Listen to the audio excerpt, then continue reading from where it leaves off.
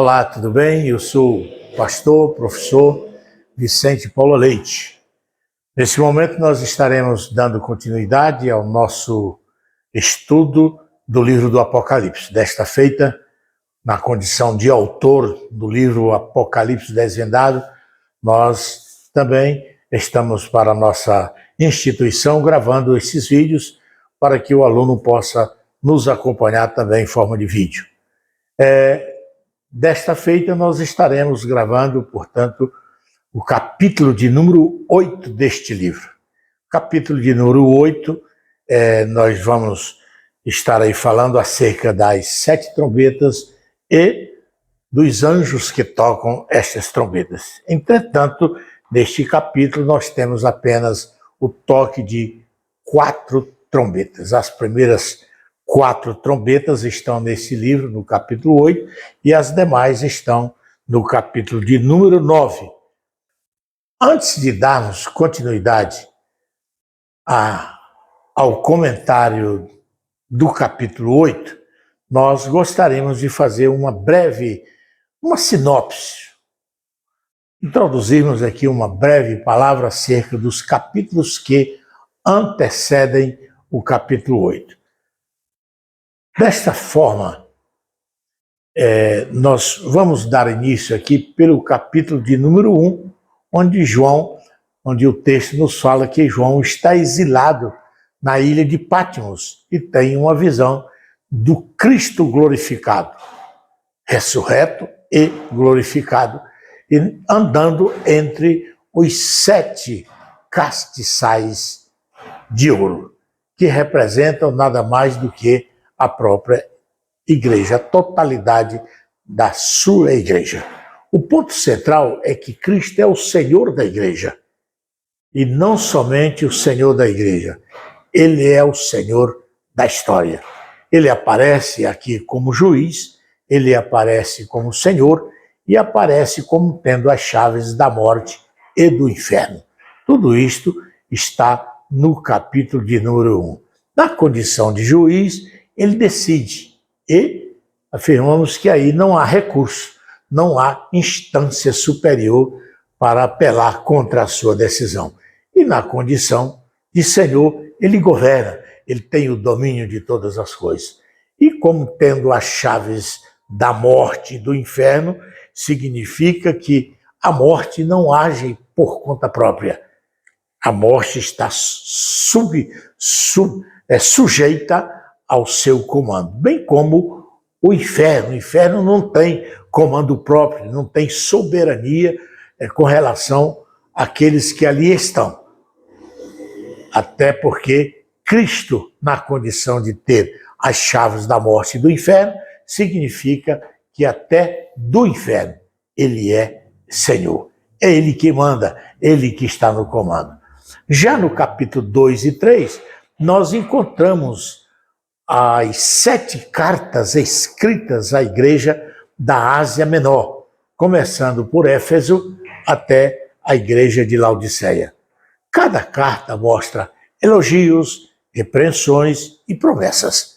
O aspecto principal dessas cartas é que Cristo conhece a vida espiritual da sua igreja e a chama ao arrependimento e à fidelidade.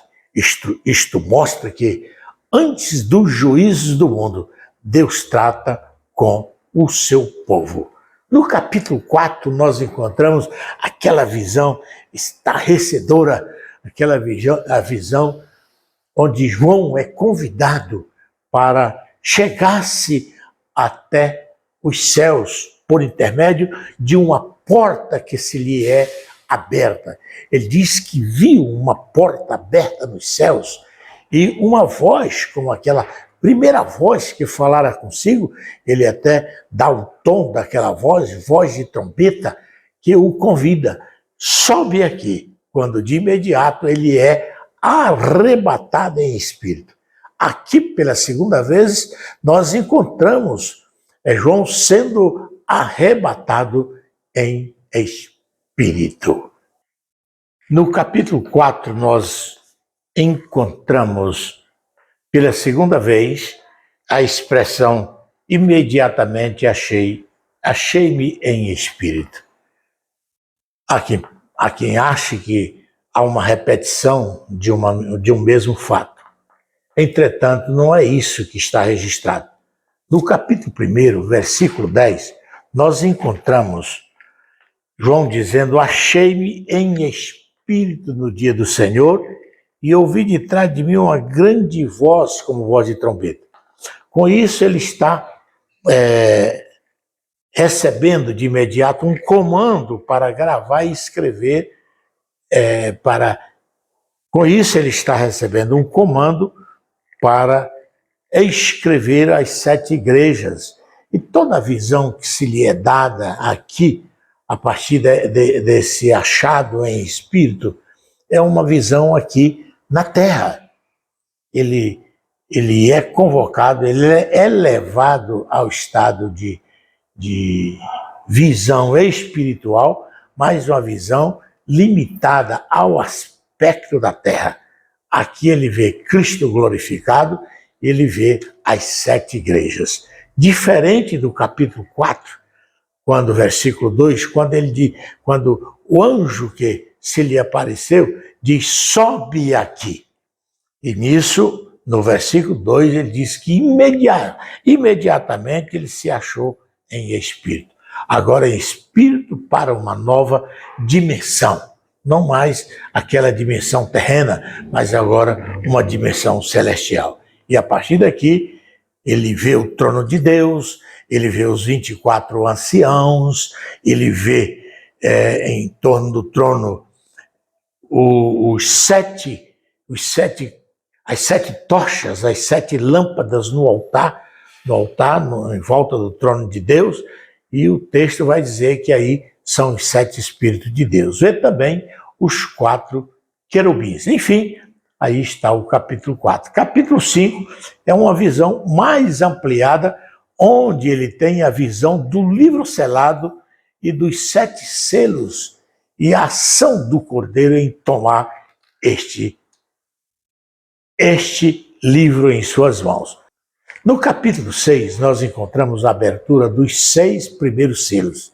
Cada selo aberto desencadeia juízos sobre a terra, cavaleiros, perseguições e catástrofes. O 6º selo traz sinais cósmicos e pavor aos ímpios. O aspecto principal é os juízos de Deus que começam a ser derramados, mas ainda não é o fim. Agora, no capítulo de número 7, nós temos uma pausa. Aquilo que nós chamamos de momento parentético, onde os 144 mil judeus são assinalados. E o texto nos diz que cada 12 mil pertence a uma tribo. Já no capítulo 8, onde começamos, por fim, o conteúdo da nossa gravação principal, nós queremos, portanto, fazer a leitura do versículo de número 1, quando diz: quando o Cordeiro abriu o 7º selo, houve silêncio no céu, cerca de meia hora. Interessante. A Bíblia Almeida Revista Corrigida não traz a expressão, a palavra Cordeiro. E a atualizada insere a questão, a palavra Cordeiro. Mas por que essa diferença? A diferença é que Cordeiro, a palavra Cordeiro, já está implícito, porque é o Cordeiro que está abrindo os selos. Portanto, por ser uma tradução literal, João Ferreira de Almeida não inseriu a palavra Cordeiro. Já na atualizada, que é uma outra forma de tradução, é uma visão mais panorâmica, é uma visão, é um texto que é traduzido de forma diferenciada para facilitar a compreensão daqueles que leem. Ele trouxe a expressão Cordeiro. Então é o Cordeiro que vai dar continuidade. Mas aqui o que está acontecendo é que houve silêncio nos céus. E o texto nos diz que este silêncio foi de quase meia hora. Não estamos falando de uma questão exatamente cronológica, meia hora, não estamos marcando relógio, tempo de relógio. O que está sendo dito é que, em função daquilo que haverá de acontecer, daquilo que acontecerá doravante, o próprio céu, os céus silenciaram. Diz-nos o texto, João está registrado, que houve silêncio no céu.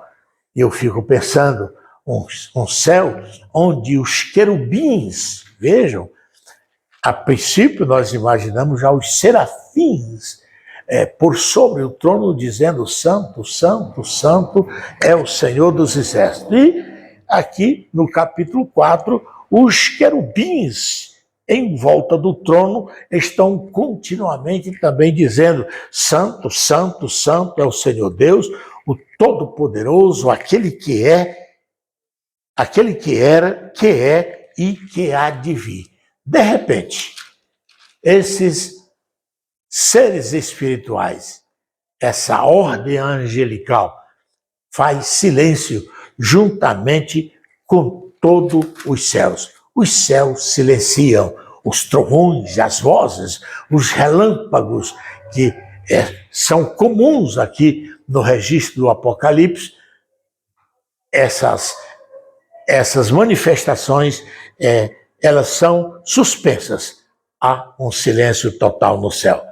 Agora nós vemos João, na sequência, ele vê, se apresentam 7 anjos que estão diante de Deus. Até então, esses anjos não eram percebidos e nem chegam voando para ali se apresentarem.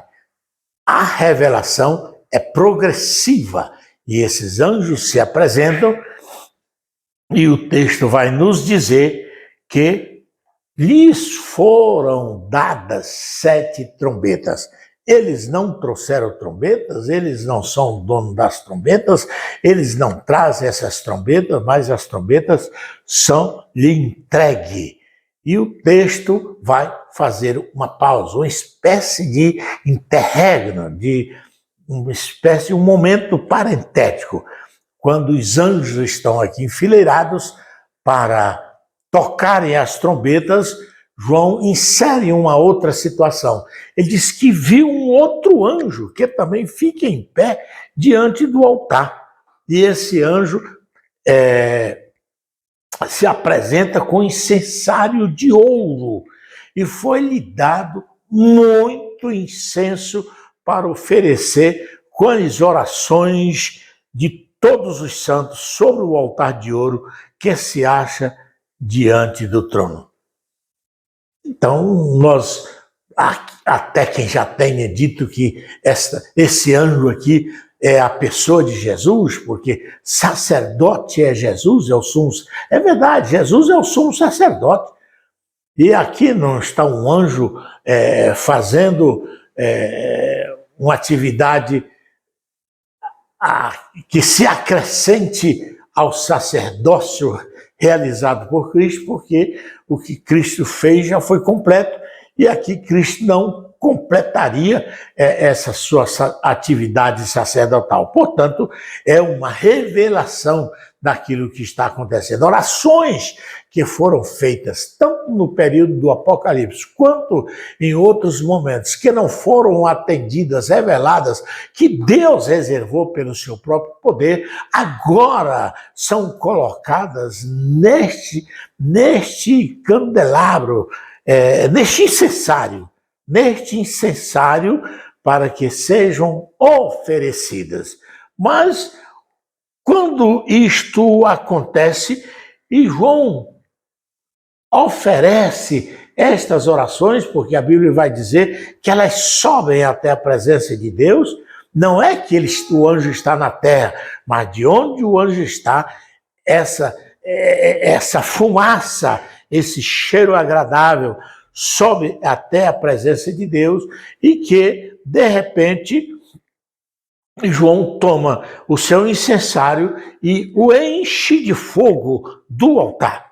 E quando ele enche de fogo este incensário do altar, diz a Bíblia que ele lança sobre a terra.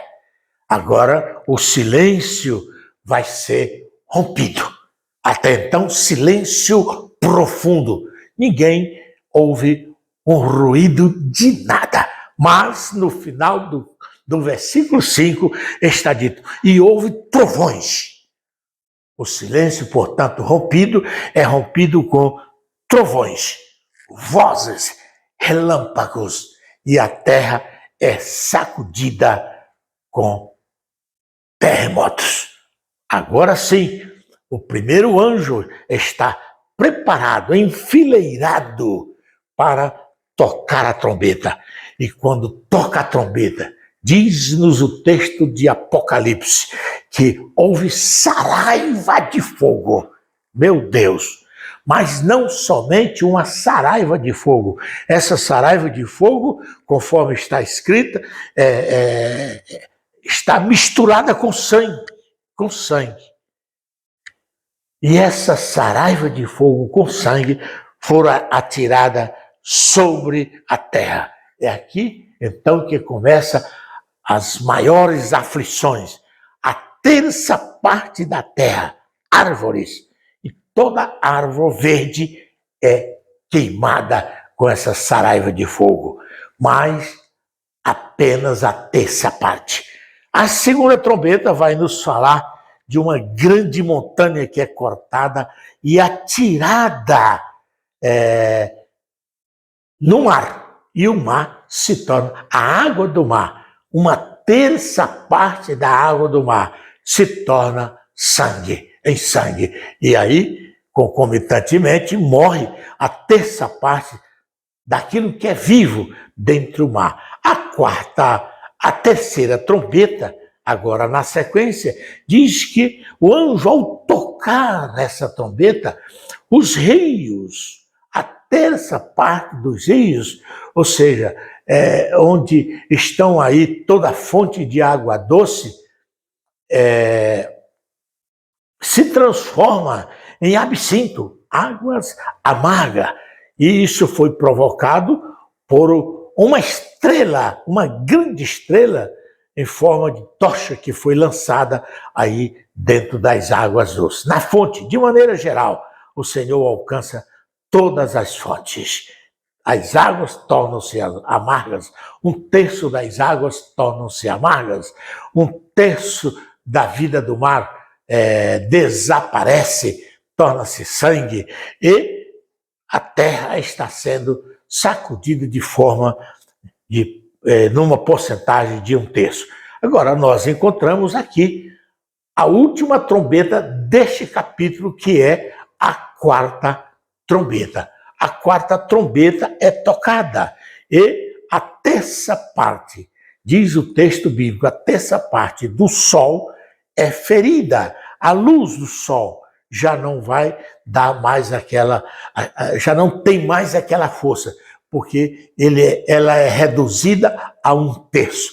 A lua sofre as mesmas condições, as estrelas também escurecem da mesma forma, de maneira que tanto o dia como a noite vão sofrer essas interferências que ocorrem em função daquilo que sol, estrelas e lua estão sendo submetidas. Então, diz João, já finalizando aqui o capítulo 8 desse livro, ele diz que viu uma águia que voava nos céus.